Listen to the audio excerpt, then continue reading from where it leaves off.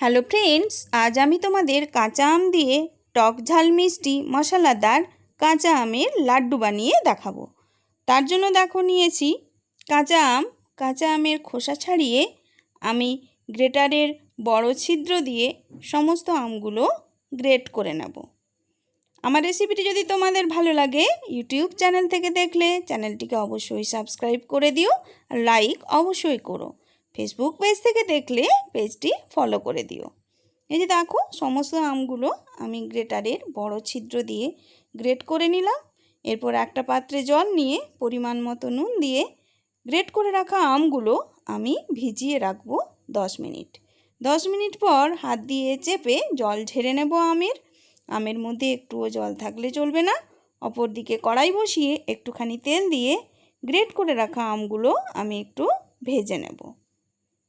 আমগুলো একটু নেড়ে চেড়ে ভেজে নিয়ে ওর উপরেই দিয়ে দেব পরিমাণ মতো গুড় দিয়ে মিক্সড করে নেব।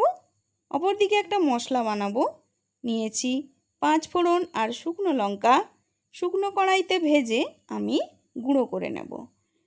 এই আমের সিজনে একবার হলেও কাঁচা আম দিয়ে এভাবে টক ঝাল মিষ্টি মশলাদার আমের লাড্ডু বানিয়ে তোমরা খেও, দেখবে খুব ভালো লাগবে।